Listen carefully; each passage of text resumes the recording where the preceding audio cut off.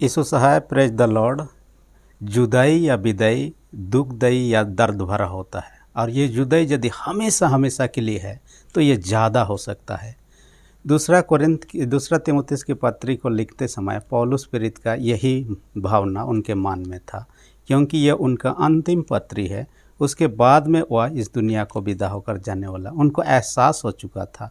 और साइकोलॉजी के अनुसार आप जानते हैं कि कोई व्यक्ति जान जाता है कि अब मरने का समय आ गया, तो शुरू में वो उसे ग्रहण ही करना नहीं चाहता है।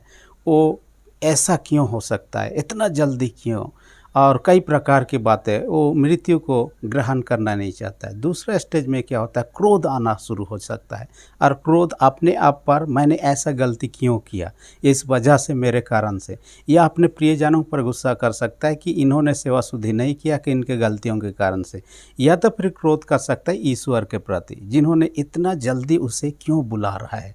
तो कुछ भी हो, परंतु ये गुस्सा या क्रोध होना, ये उनके एक हिस्सा हो सकता है।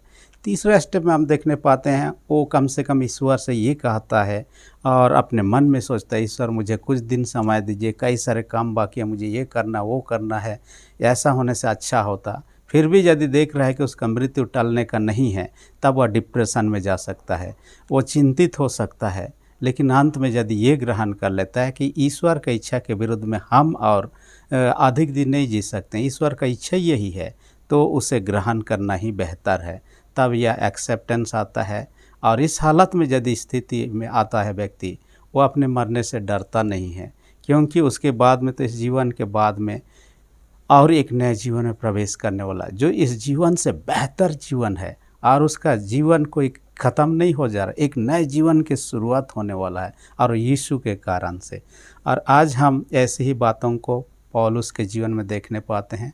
जब दूसरा तीमुथियुस के पत्री को लिखा, वह जेल में है, और ये लगभग 67-68 ईस्वी की घटना है, और ये रोम में नेरो के द्वारा सताहट जो शुरू हुआ था, उसी का शिकार हो चुका था। इससे पहले भी बंदी बनाया गया था, परंतु उसके बाद में वह छूट गया था और सुसमाचार प्रचार करता, ये अचानक से पकड़ा गया और जेल में रखा गया। यहाँ तक कि वचन को हम जब देखते हैं, उन्होंने अपना चीज़ों को, जहाँ जहाँ किताब और चीज़ वस्तु या तो उनके जिनिस सबको रखा है, उन चीज़ों को समझने का मौका नहीं मिला। उन्होंने कहता है कि कंबल जो जाड़े के समय में होता है, उससे ओढ़ाने का भी लेने का समय नहीं मिला, और ऐसे ही हालत में बंदी गृह में। और तीमुथियुस की उम्मीद कर रहा था कि उससे मिलने के लिए, ताकि उन चीज़ों के बारे में बता सके जो कि उनको करना चाहिए था, करना था और नहीं कर पाए हैं। परंतु वो नहीं आने पर उनको चिट्ठी लिखता है। ये तीमुथियुस कौन है? ये लुस्त्रा नगर का रहने वाला है। उसकी माँ का नाम यूनिके और उनके नानी का नाम लोइस था। और कहा जाता है कि उसके पिता तो यूनानी था, उसकी माता यहूदी थी, इसलिए कि उसके पिता विश्वासी था नहीं था, हमें कहाँ पता नहीं है, परंतु उनके बारे में ज़्यादा चर्चा हम नहीं पाते हैं। परंतु पौलुस प्रेरित तीमुथियुस को अपना आत्मिक पुत्र मान लिया था, यानी कि तीमुथियुस का वह गॉड फादर बन चुका था, अपने सुसमाचार प्रचार में सहयोगी बना दिया था। और आप जानते हैं कि 6 बार 6 जगह के लिए जब उन्होंने पत्र लिखा, पहुंचाने का काम तीमुथियुस के माध्यम से किया। इस घड़ी जब ये पत्र लिख रहा है उसको, वह इफिसुस में सेवा का काम कर रहा था, क्योंकि पहले ये दोनों वहाँ विजिट कर चुके थे, वहाँ सेवकाई कर चुके थे। और ऐसे घड़ी में वो अंतिम कुछ निर्देश देता है। हम कह सकते हैं मरने से पहले जैसे व्यक्ति अपने परिवारजनों को, प्रियजनों को कुछ बातों को कहना चाहता है, आप लोग ये कीजिए, ऐसा कीजिए, अच्छा से रहिए इत्यादि, जो कुछ भी कहना चाहता है, पौलुस यहाँ पर उसी प्रकार की बातों का हम देखने पाते हैं। आज का संडे का नाम रखा गया है कंताते। कंताते का अर्थ है गीत गाओ। ये गीत जो गाया जाता है कई प्रकार के हो सकते हैं, परंतु सुख के समय भी, दुख के समय भी गाया जाता है, और अलग अलग अवसर के लिए अलग अलग गीत है, परंतु मनुष्य के जीवन से ये जुड़ा हुआ है। और जब हम खुश हैं और आनंदित हैं, ऐसे घड़ी में खुशी के गीत गाना चाहिए, नए गीतों को भी गाना चाहिए, जैसे भजन 98 में कहता है। आज का वचन जो कि दूसरा तीमुथियुस 2 अध्याय 8 से 13 पद के अनुसार मैंने शीर्षक रखा है अंतिम निर्देश। अंतिम निर्देश या फाइनल इंस्ट्रक्शंस। और ये किसके द्वारा? पौलुस के द्वारा तीमुथियुस को, जो युवक है और सेवक है, उसको कह रहा है। आज आपके मेरे लिए भी है। पहला निर्देश किया जाता है, 8वां पद में कहता है यीशु मसीह को स्मरण रख। यानी कि यीशु को स्मरण रखना न केवल तीमुथियुस को चाहिए, हर एक विश्वासियों को चाहिए। और इसलिए कि जो काम वो करना चाह रहा है, सेवकाई में कई बार ऐसा परिस्थिति आती है कि जो सुसमाचार प्रचार का काम जो करना है, दूसरे कामों के कारण से उसे वो व्यक्ति भुला सकता है। प्रारंभिक जीवन में देखिए, चेलों का सेवकाई जब शुरू हुआ यीशु मसीह के बाद में, वे लोगों को संगति में वे लोग जीवन व्यतीत करते थे यरूशलेम में, और सुसमाचार प्रचार या तो वचन का प्रचार होता, खाने पीने संगति रखने जीवन व्यतीत। ऐसे समय में क्या होता, लोगों को खिलाने पिलाने उनके साथ संगति रखने में इतना समय व्यतीत हो जाता था कि ये लोग दूसरे जगह जाकर सुसमाचार प्रचार नहीं कर सकते थे। इसलिए उन्होंने सोचा कि हम इस खिलाने पिलाने का काम के लिए हम दूसरे लोगों को चुनेंगे। इसलिए प्रेरितों का काम पुस्तक में हम पाते हैं कि 7 सेवकों का चुनाव किया जाता है, जिसमें से स्तिफानुस भी एक है, ताकि वे लोग इस प्रकार के काम, सेवा शुद्धि, खाना पीना, देखभाल इत्यादि काम में कर सके, और हम लोग क्या कर सुसमाचार प्रचार कर सकें।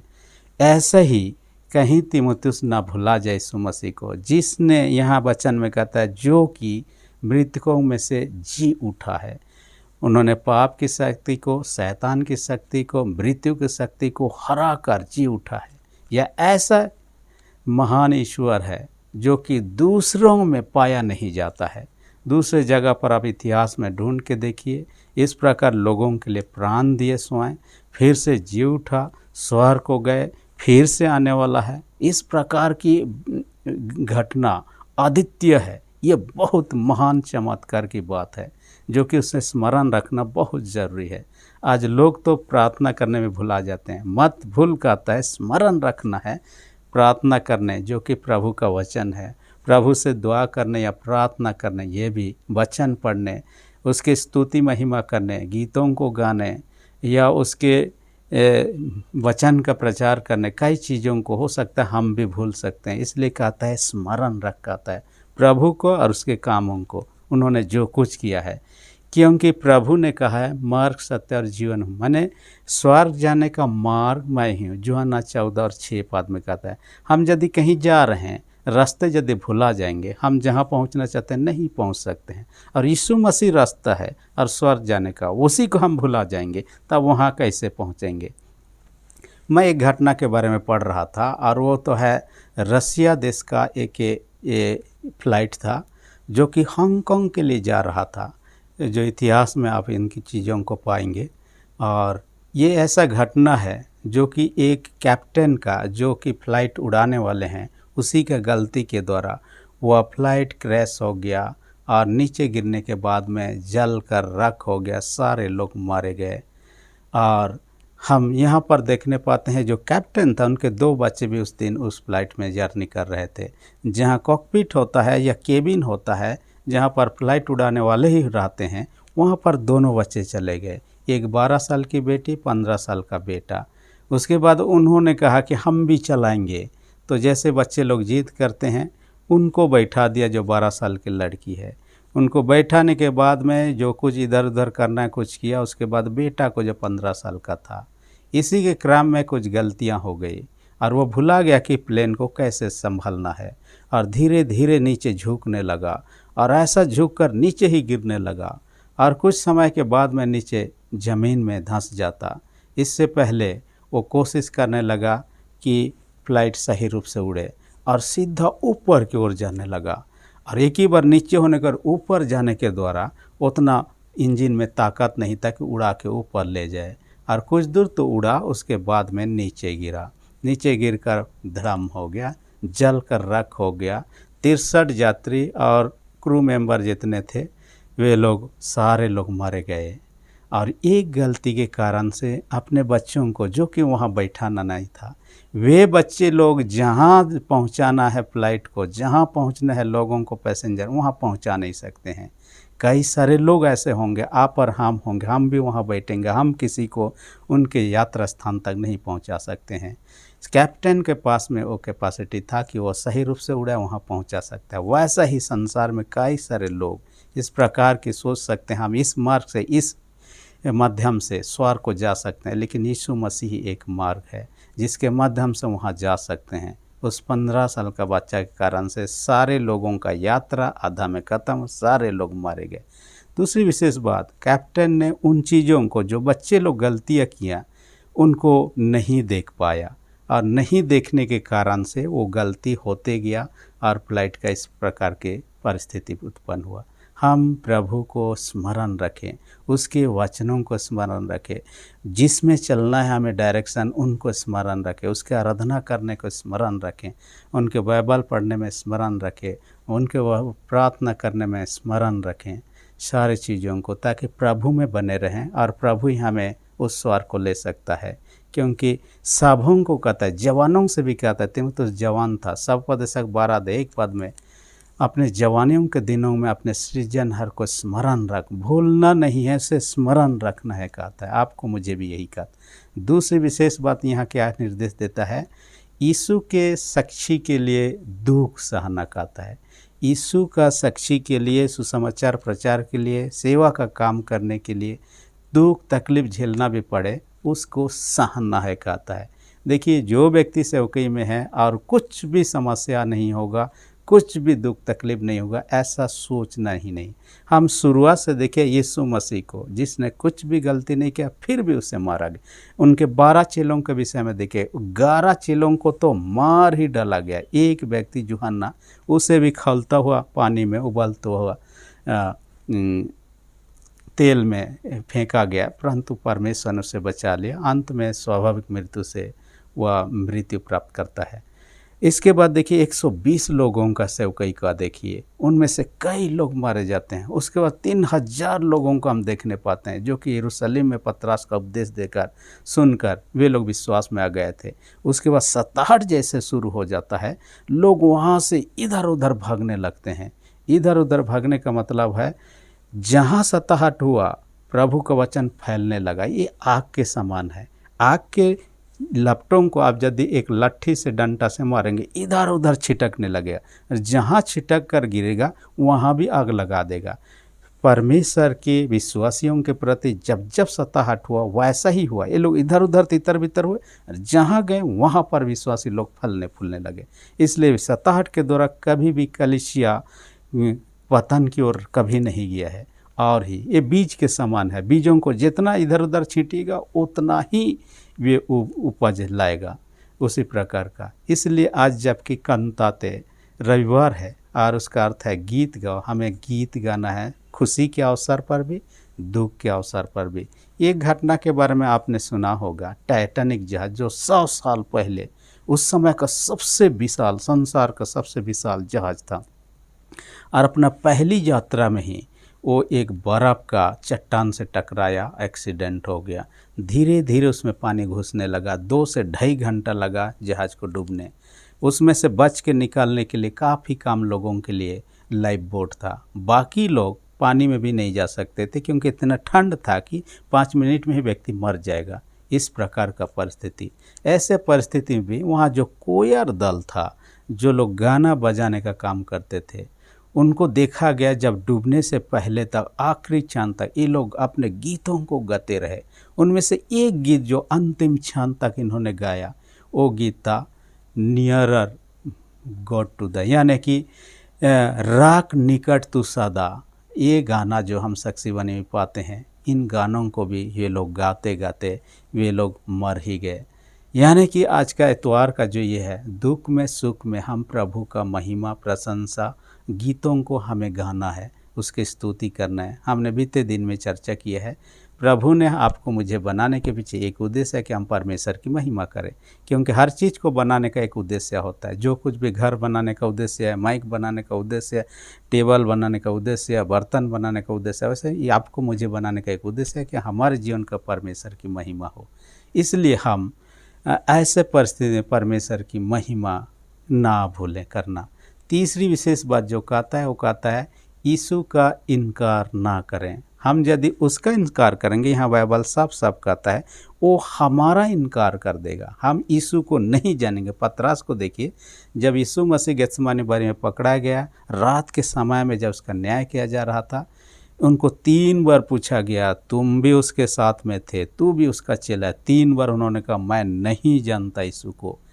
ऐसा इनकार ना करें। इनकार 2 प्रकार का हो सकता है। आम टेम्पररी हो सकता है, जो कि 1-2 बार किसी परिस्थिति में हम ऐसा कह दें, नहीं जानता, या तो मुकर जाते हैं, अपने आप को वहाँ बताना नहीं चाहते हैं। दूसरी जो है, हमेशा के लिए प्रभु को त्याग देना और किसी दूसरे की पूजा उपासना करना या तो सेवकाई करना, इस प्रकार का। तो यहाँ पर पतरस को देखते हैं कि उन्होंने 3 बार इनकार किया, लेकिन बाद में उन्होंने पछतावा किया, अपने गलतियों को एहसास किया और प्रभु का सेवा करते करते अंत में प्राण त्याग दिया। उससे भी क्रूस काट में लटका दिया गया। जो भी हो, परंतु चाहता नहीं है ईश्वर कि हम उसका इनकार करें। हम उसका इनकार करेंगे, स्वर्ग में इनकार करें, मैं इसे नहीं जानता, ले जाइए नरक में।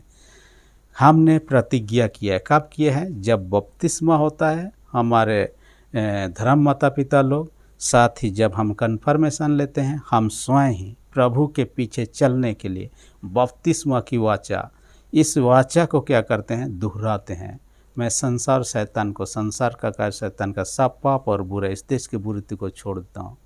और हम लोग क्या कहते हैं? हे प्रभु, तेरे लिए जीऊँ, तेरे लिए मरूँ, इसमें मुझे सहायता कर। हम प्रतिज्ञा करते हैं प्रभु के सामने, इसलिए हम इनकार नहीं कर सकते हैं प्रभु के लिए जीने मरने। और यीशु ने आपको मुझे बपतिस्मा के साथ ही खरीद लिया है अपने लहू के द्वारा। 1 कोरिन्थियों 6:20 के अनुसार कहता है। इसलिए हमारे जीवन का परमेश्वर की महिमा होना चाहिए, और महिमा करते हुए तकलीफ भी है, दुख भी सहना पड़े, इससे हमें नहीं मुकरना चाहिए। यीशु के चेलों के जीवन को देखिए, अंत तक विश्वास में दृढ़ रहे, जब भी कि मर गए फिर भी। और आज यदि जो लोग प्रभु को नहीं ग्रहण किए, उनके पास इस प्रकार की इनविटेशन है, निमंत्रण है, हम उसको इनकार ना करें।